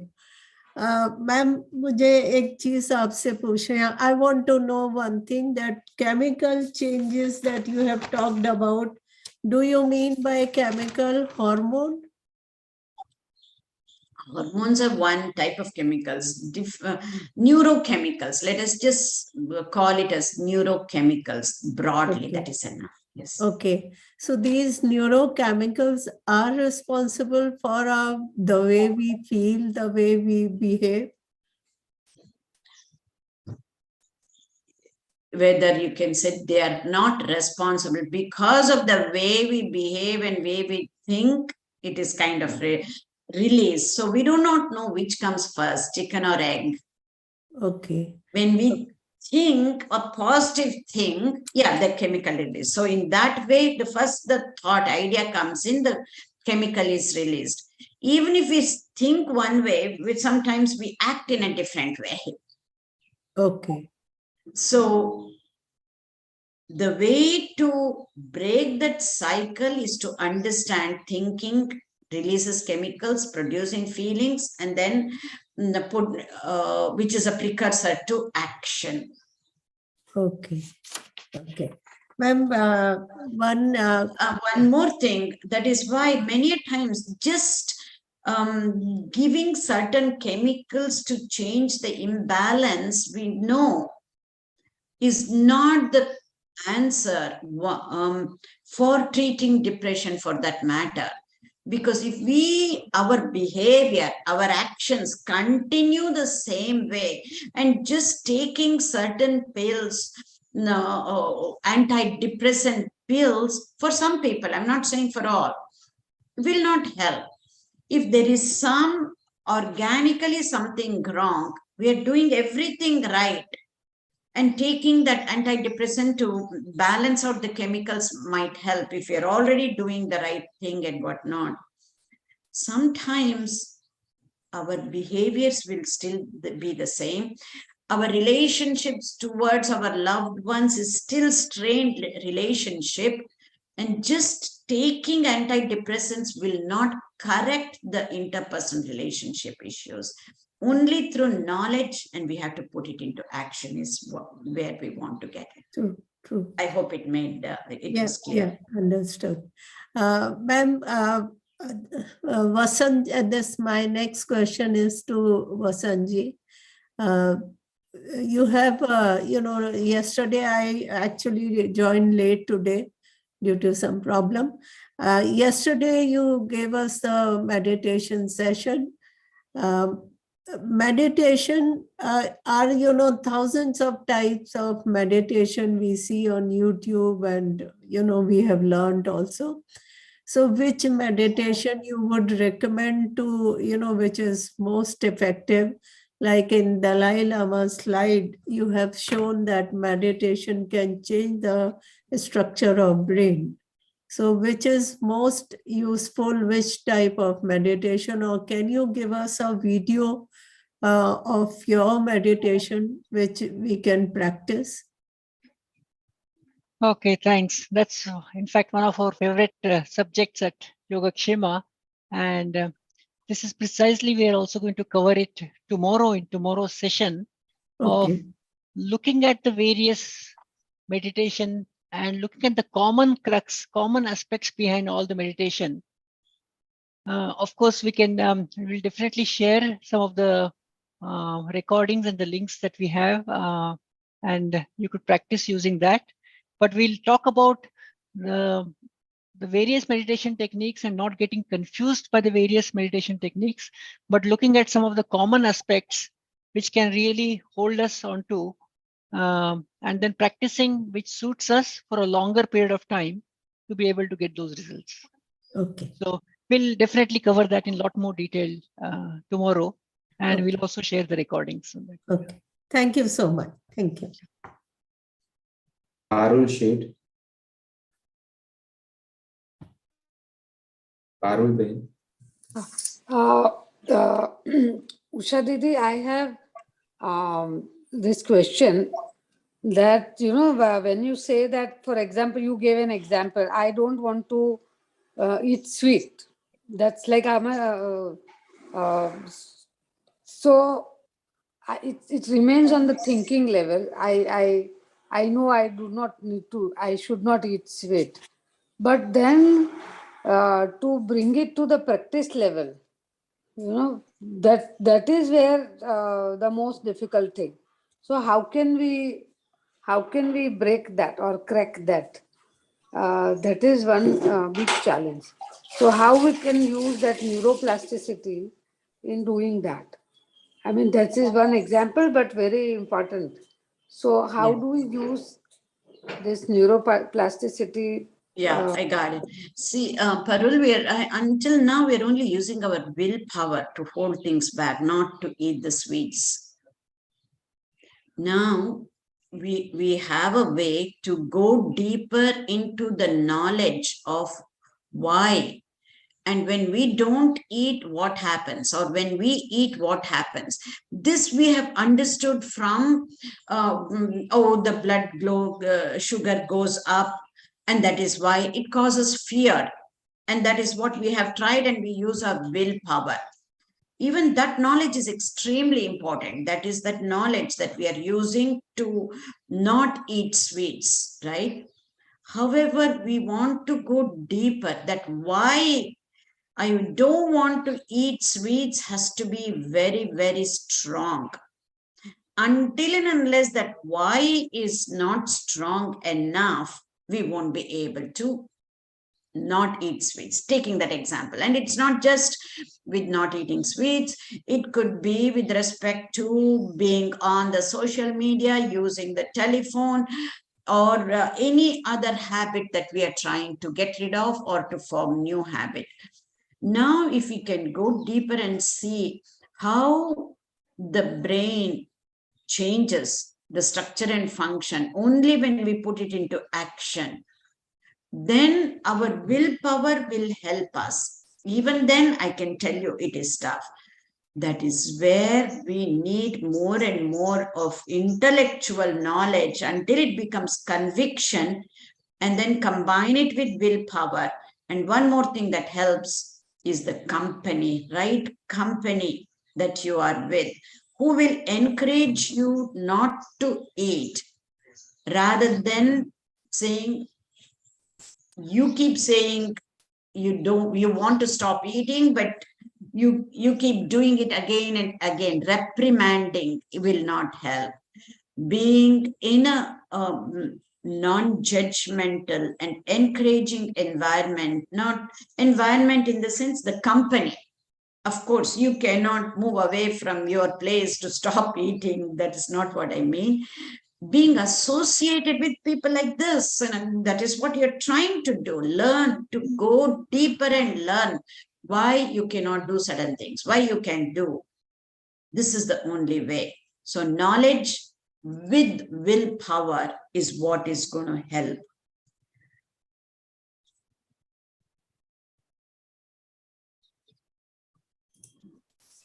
And knowledge, it will, again, this kind of knowledge, will help. Now we are still talking at the level of mind rather than controlling the mind, training the mind. We can control our desires. Going into why do I need this? There are different levels of knowledge is what I'm saying. Until and unless we are convinced from the perspective of why, which is nothing but knowledge, just using willpower to train our minds is not going to work, either from a scientific perspective or from a spiritual perspective. Yeah, and knowledge the is the second, ticket. yeah, and another is that it is very easy for us to trap into this person is bad, not person, but this thing is bad. Like negativity about some person or some situation. It's very easy to fall into that trap. So Absolutely, how can Parul. Yeah. Again, going deeper. Yogakshema started 16 years back. We were only covering only from a scientific perspective. Through experience, we know just science can only take us so far. And until and unless we combine the spiritual angle, it's almost impossible to be answering and to be putting into action with what you're saying, because there will always be difficult people in our lives, either our loved ones or our strangers, or the system itself might not be as positive as we would like to be in the outside world. Then we cannot keep giving reasons and blaming the circumstances, the people. We need to be able to change irrespective of the outside. This is ultimate spiritual life is all about. Figuring out the solution from within, irrespective of the circumstances outside.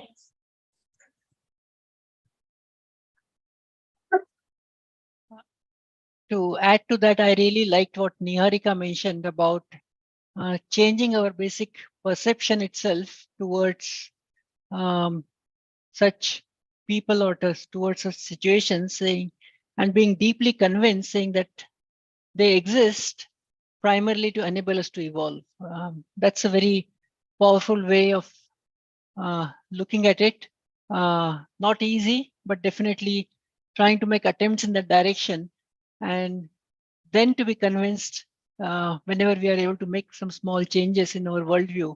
I feel that really helps a lot, where we are completely changing our perception towards such situation and saying that they can actually help us to evolve.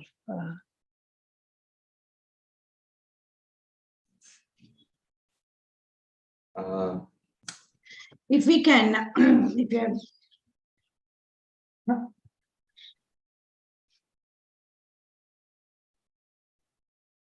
I think it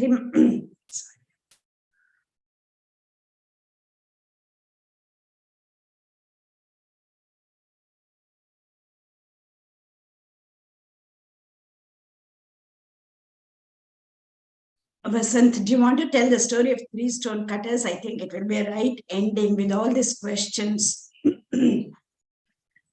I'll just give the brief, and maybe if you can. Sure. It's all about, we're not asking you to do any changes, even if you do not take any tool, changing at the level of perception. Making that paradigm shift is what matters. Go ahead, Vasant. Okay, thanks. Yeah, thanks for reminding that story. Very extremely powerful story that we always use in our workshops. This is a very beautiful story about three stone cutters. Three stone cutters are working in a village and doing their job. There is a traveler who is passing by through that village, and he looks at the work that is happening over there. He goes and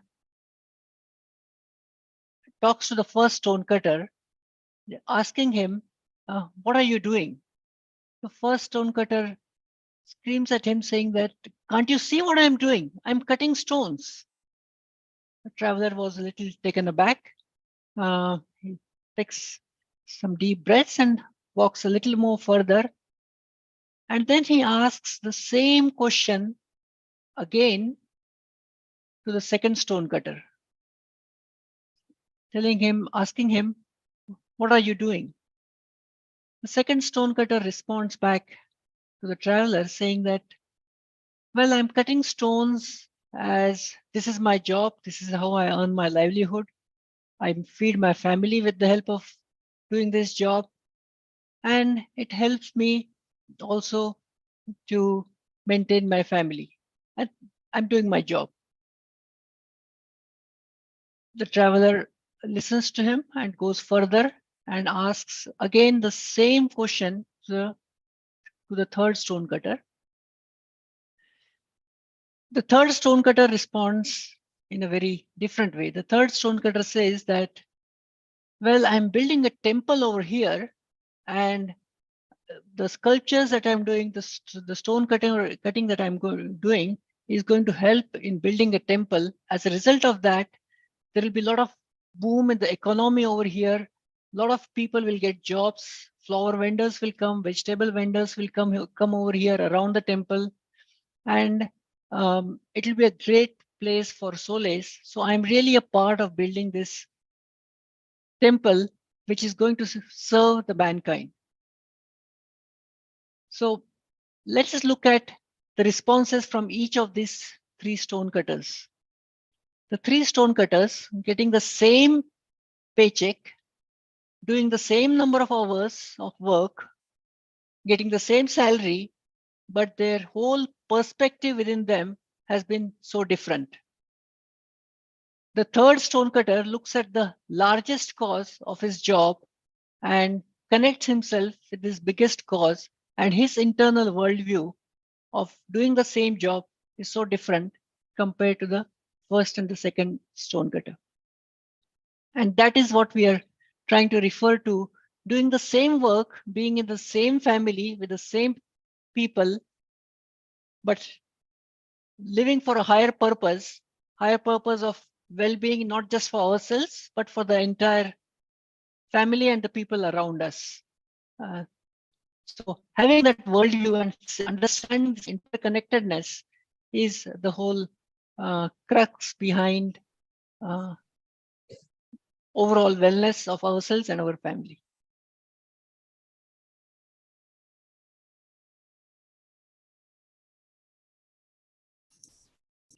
Thank you. Thank you, Vasantji and Usha ma'am. With this beautiful story and the thought behind it, we shall end today's session, and we will continue this workshop tomorrow, day 3. And I would request all the participants to join for this workshop. And I wish you all a very wonderful day ahead. Shall we end the meeting, Vasanji and Ushan? Yes, thank you.